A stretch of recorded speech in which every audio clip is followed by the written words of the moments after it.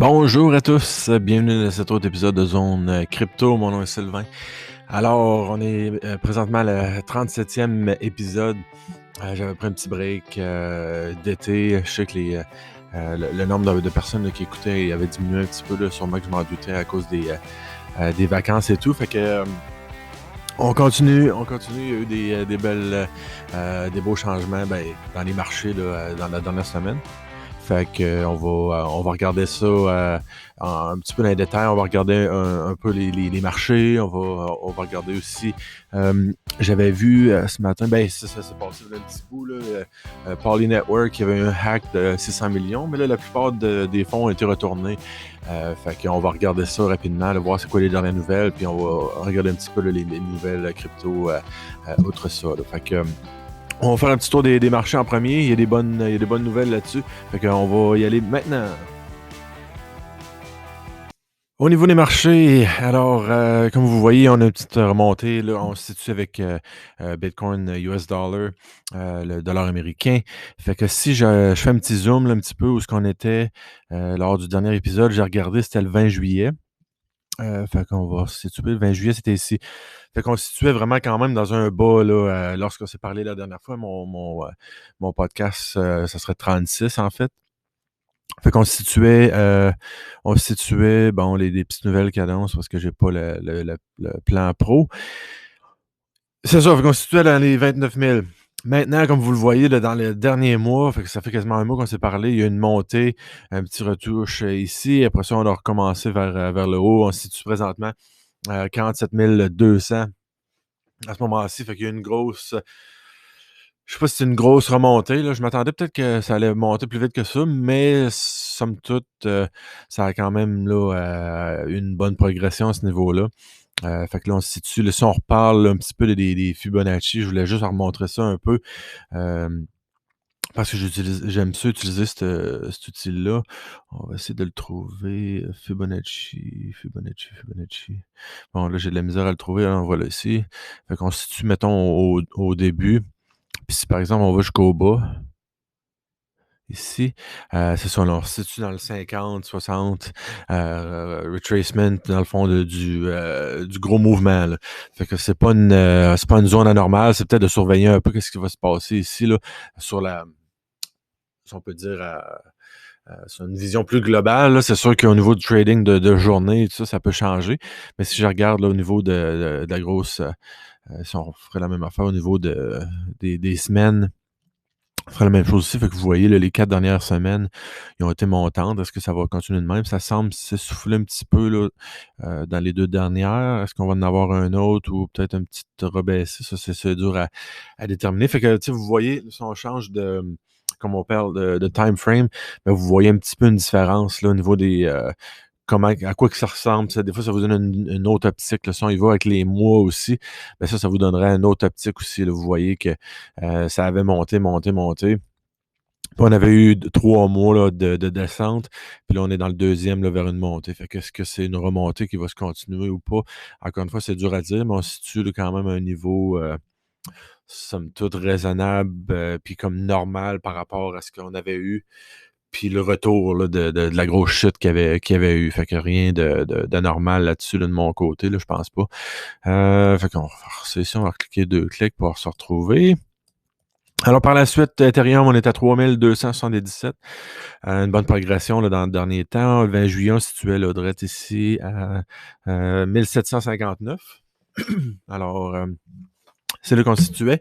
On a fait une bonne montée. Là, on se situe à 3200. Fait qu'il a repris beaucoup là, du chemin perdu. Puis si on regarde un peu les fibos de celui-là ici, si on prend le niveau ici, puis on y va, mettons, vers le bas, là, le plus bas, ben on se situe là, quasiment un petit peu plus haut là, que Bitcoin en tant que tel. Fait que, il a bien récupéré malgré tout aussi là, de son côté. Au niveau de BSV, on se situe à 140. Ouais, c'est ça, 140 actuellement. Donc, on est encore là, sous là, la moyenne ici. On avait une grosse descente, comme vous le savez. Il n'y a pas une grosse remontée. Par contre, comme les autres, c'est souvent le cas avec BSV là, qui est très... comme vous voyez ici, là, ça maintient pas mal en dessous. Donc, on est à 140, 700 pour Bitcoin Cash. Donc, lui a remonté Un peu plus, mais somme toute un peu moins, là. Je pense que si je ferais une fibo, là, de son dernier niveau, je pense que ce serait un petit peu plus bas, là, que le 50, là, vois-tu? Il a pas continué autant. Fait que, tu sais, on n'a pas tout le temps la même image de chacune des cryptos, bien que ça se ressemble quand même un peu. Alors, c'est quelque chose qu'il faut suivre, il faut regarder, de ce côté-là. Dans d'autres cryptos à noter, j'ai pas remarqué tant, beaucoup qu'il y en a qui ont sorti du lot tant que ça. Peut-être que je me trompe. Il y avait peut-être, Cardano, je pense. Fait que si je vais vous faites faire une recherche comme c'est ici, dans la recherche, Cardano avec, US dollar. Je pense qu'il y avait quand même une grosse remontée dernièrement, là. Ils sont retournés quasiment au même niveau qu'ils étaient dans le passé.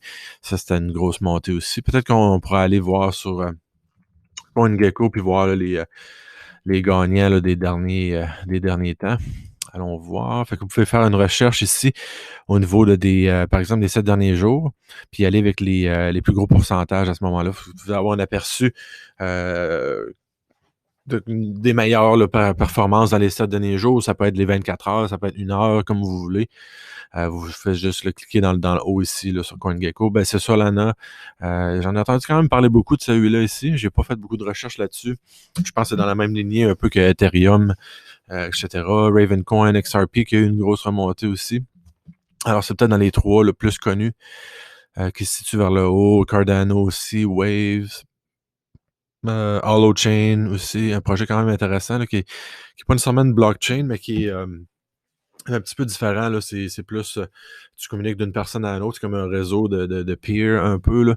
Fait que ça marche un peu différemment. Vous pouvez regarder ce projet-là. Il y a quand même des choses intéressantes sur Holochain. Alors, c'est pas mal ça pour les marchés. Une bonne remontée, est-ce que ça va se continuer? Ça, c'est à suivre. On ne sait pas si ça va continuer là, à aller vers le haut ou non. Je pense que le marché est quand même bien en ce moment, mais c'est dur à déterminer. Là. Fait que on va continuer de voir ce qui va se passer cette semaine. Ça pourrait être une semaine un peu pivot là, sur la grosse descente qu'on avait eue là, vers les 29 000, je parle de BTC, puis que le retour présentement constitue dans la moitié de ça.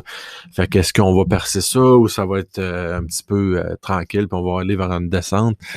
Ça va être à regarder là, à ce niveau-là. Fait qu'on va fermer ça ici. Alors, je voulais vous parler en deuxième lieu d'un piratage qu'il y avait eu sur Poly Network. Alors, comme vous le savez, il y a certaines blockchains qui sont vulnérables à certains hacks comme ça. Souvent, un projet, je pense qu'il y avait, c'est Polygon, qui se trouve être Matic. Comme les concepteurs, les développeurs ont comme accès à certaines clés administratives un peu.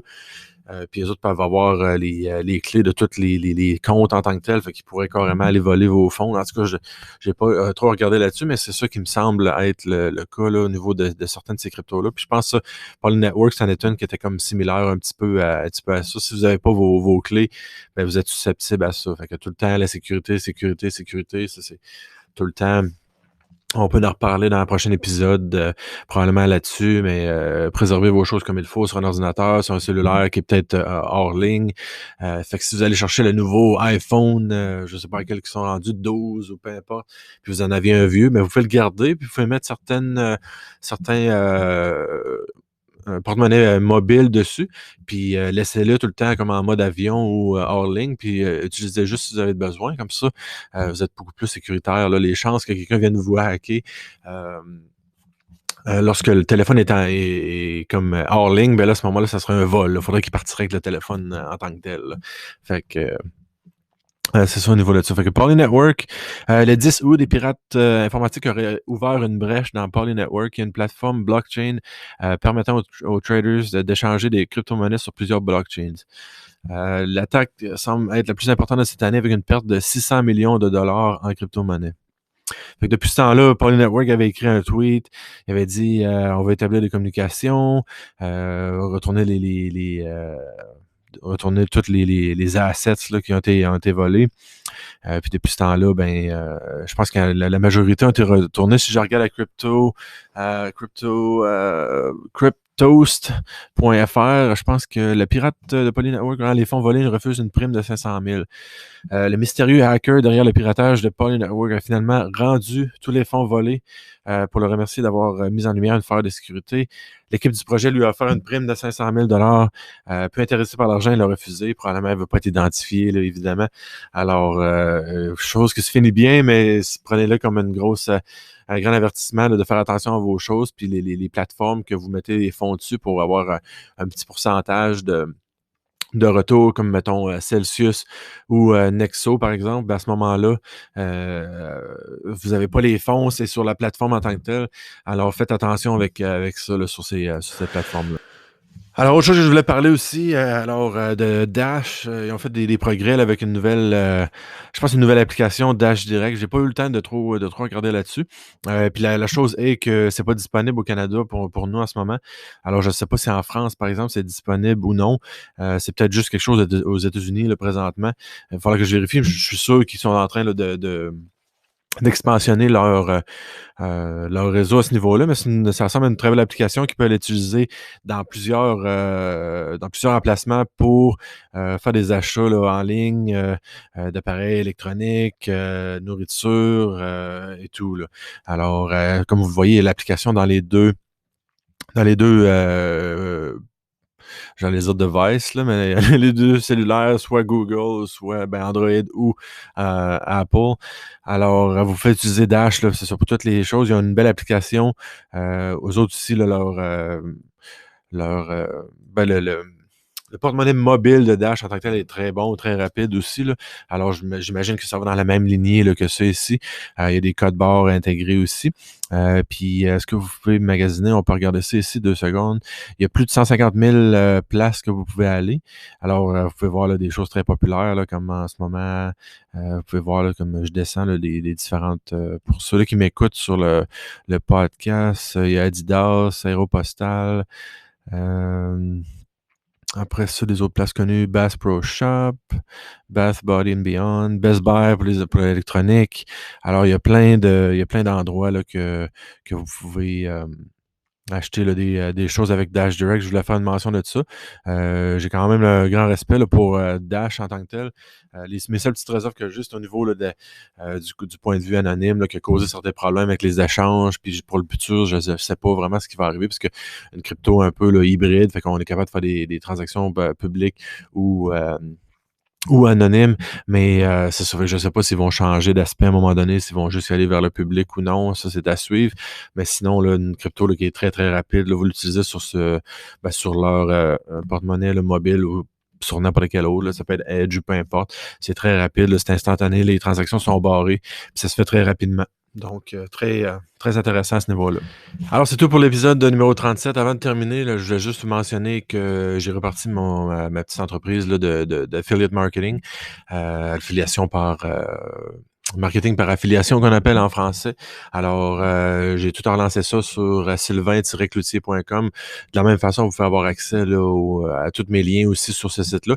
Et vous pouvez même là aussi là, entrer votre courriel pour vous mettre à jour avec pour avoir des nouvelles sur ce que je fais. Et puis là, je vais proposer certaines ressources et tout ça. Et puis je vais le faire à travers les courriels. Fait que allez mettre votre nom sur la liste de courriels, comme ça, vous pouvez tenir au courant là, de ce que je vais faire.